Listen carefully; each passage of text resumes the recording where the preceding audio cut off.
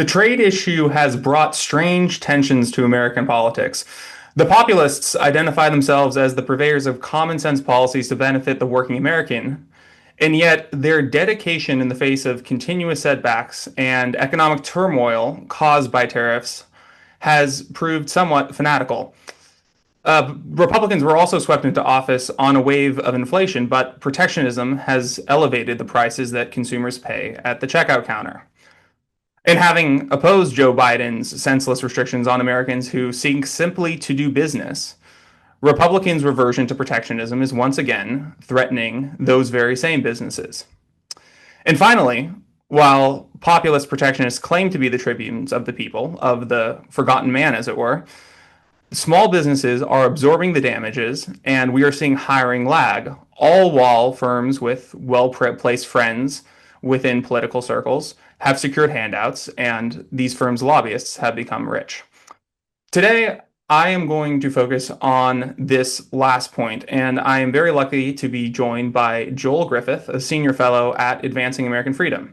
Joel's research spans the intersections of law, policy, economics, and finance, and he is here today to talk to us about an excellent new report from Advancing American Freedom, which catalogs the developments in the lobbying business that have come from the new and heightened issue of tariffs. Joel, thank you so much for being on. Hey, thanks for having me today. It's an important issue. So the first question that I'm going to ask is a very simple one, but what did you find? Well, we found that over the past 2 years, we've seen the amount of money expended by companies on lobbyists, specifically on countering tariffs, to be exponentially increasing. By exponentially, I mean that the lobbying expenditures in quarter 2 of this year was 700% higher than it was in the same period 2 years ago. And if you look at overall in this past quarter, tariff lobbying expenditures, those expenditures are nearly 10x. Well, that's 1,000% the levels that we saw prior to the first Trump administration's efforts to impose tariffs. So a lot of money is flowing to lobbying firms. They're getting rich off of this tariff regime, and it's mainly big companies that are spending those resources. If you're a smaller business, a smaller manufacturer, retailer, you simply don't have the dollars necessary to lobby the White House. So while your big competitors might get some breaks, they might get some relief, you as a small business owner, you're likely going ahead and you're going to, number one, foot the bill, and you're going to be at a comparative disadvantage to your larger counterparts. Now, protectionism is often framed as an exercise in which wise policymakers survey the economy. They pick the kinds of industries that are necessary to a robust economy. But as you point out, very often the causal relationship actually works in the opposite direction. It's these companies, and particularly large companies that have extra resources to hire men on K Street, who go up to the federal government and begin to lobby for additional tariffs or for exemptions, depending on what the case may be. Either way, we very often see tariffs lead to a proliferation of lobbying, both as companies seek protection from previous rounds of protection or seek exemptions from previous rounds of protection. So, could you explain some of the political dynamic, or excuse me, the political economy dynamics that make the theory of protectionism somewhat fallacious in practice?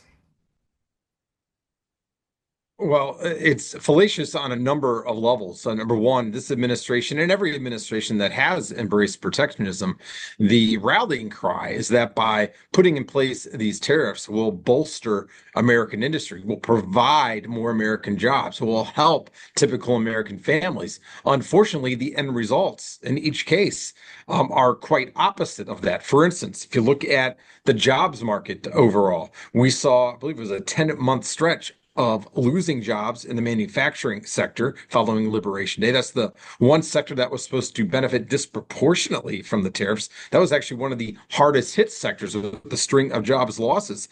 But we also found, this is according to a new Advancing American Freedom analysis of the jobs data, we found that post-Liberation Day, we ended up seeing a decline as a result of those tariffs by around 80,000 jobs per month relative to what we would have seen. So the jobs front been an absolute failure on tariffs. If you look at the supposed boon to manufacturing and factory construction, we've actually seen the dollars being spent on factory construction decline post-Liberation Day. And in terms of making things better for American businesses, we actually saw, according to public filings, tariff hits to the tune of tens of billions of dollars to companies. And guess what?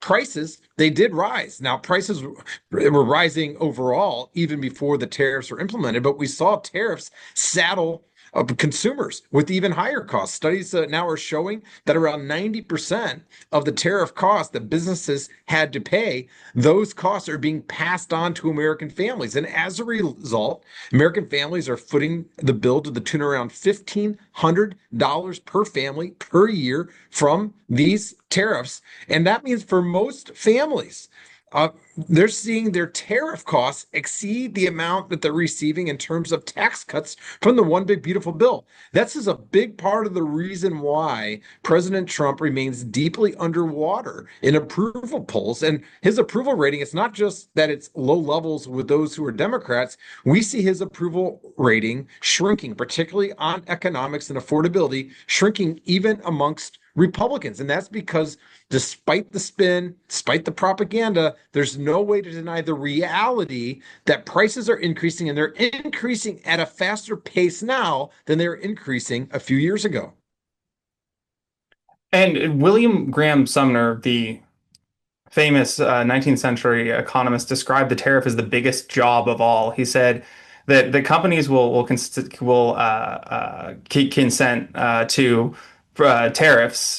He called it being plundered by somebody else, as long as they can turn around and in turn do their own degree of plundering. And I think this is closely mirrored in many of the policy fights that we're having today. As your report points out, the explosion of new lobbyists that are going to DC are clearly trying either to get new special rates on various goods that we would benefit their some specific industry, or perhaps they're going to get exemptions. And much of this, I think, has clearly been touched off by the Trump administration's decision to pivot from something that was closer to a free trade system to this new regime, which much more closely resembles all-out protectionism. So could you talk about some of the particular industries or some of the particular goods that have been particularly affected by tariffs and how that's affecting either the economy or American consumers? Sure. Well, the inputs to manufacturing are some of the hardest hit areas. You think about our domestic manufacturers. Well, oftentimes those inputs, such as steel, aluminum, copper, those are often imported from other countries. So even if the assembly and production process is being done here in the United States, we have to import those inputs from abroad. So that not only harms American consumers who purchase those end products, it actually makes our own manufacturers less competitive on the world stage, because a big part of the assembly process is not the labor, it's the actual inputs. So if you drive up those input costs to sometimes a multiple of what our European and Asian counterparts are paying, that makes them more competitive on a world stage. And this is part of the reason why our exports have actually suffered throughout this tariff regime. Now, in terms of if you go beyond just the manufacturing process, another way in which American consumers feel the pinch immediately from these is in the food sector. Now, we're blessed as a country with being the breadbasket of the world. We're able to produce much of what we consume here, but we also import quite a bit as well. Think about your typical grocery costs during the month.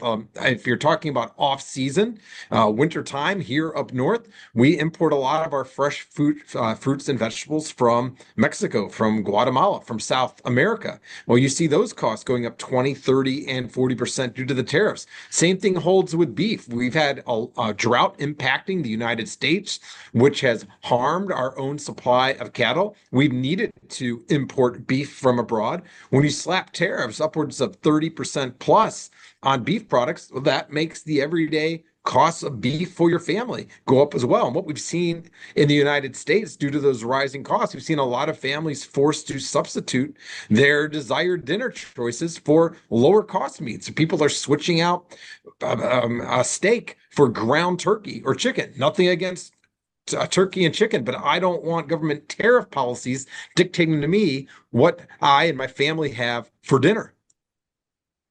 So you make the excellent point that the economic realities that result from tariffs are simply not avoidable. You can have as many white papers as you want trying to find some end run around economics 101 to get to protectionism, but at the end of the day, you will still deal with higher costs and businesses that are struggling simply to go about their daily operations. So it seems to me that the very poor polling that we've seen both for the issue of tariffs in general and for President Trump on the economy more specifically is a direct function of the inevitability of the negative consequences of tariffs. That's my read, but what's your reaction to that? No, well, as you said, there's many white papers on this dating back decades, sadly, but predictably, those white paper predictions have proven true. We know that any type of business costs, those are passed along to consumers. That includes taxes such as tariffs. We know that despite the administration claiming that foreign countries or foreigners would pay these tariffs, we look at where those tariffs are paid. We know that they're paid at the port, at the place of importation. We know that those tariffs are paid by the importing companies and the public filings now. I've spent hours the other day on Edgar poring over the public filings, and it's very clear that the companies are disclosing to shareholders that they had to pay the tariffs. And we know that overall, those prices are passed along. Upwards of 90% are passed along to consumers. One thing I didn't mention is the cost of new vehicles. It's very clear now that the typical cost of a new vehicle has gone up by $1,500 specifically due to tariffs. That's not including the other inflationary increases. So people, real people and businesses are feeling the pain on this. And even though some of these tariffs are now being refunded because the court has rightfully agreed that most of these tariffs were imposed unconstitutionally post-Liberation Day, unfortunately, several hundred thousand businesses have gone out of business. They are not going to see that refund. That's collateral damage. Businesses are put under because remember, businesses typically are only making a 5 or 10% profit margin. When you distort the competitive market with this type of a tax, which is very significant in these very thin margin industries, many times those companies simply can't make it. Well, I think there's no better place to leave it than there. Protectionism is not all that protective of the American economy at the end of the day. Joel, thank you so much for joining the Taxpayers Protection Alliance. It's been a pleasure. We will link to this excellent report, which is the Tariff Lobbying Report Q2 2026, in the description to this interview. And I would advise everyone to go to advancingamericanfreedom.com for all of AAF's excellent work on tariffs and other economic issues. Joel, thank you so much. Thank you, David.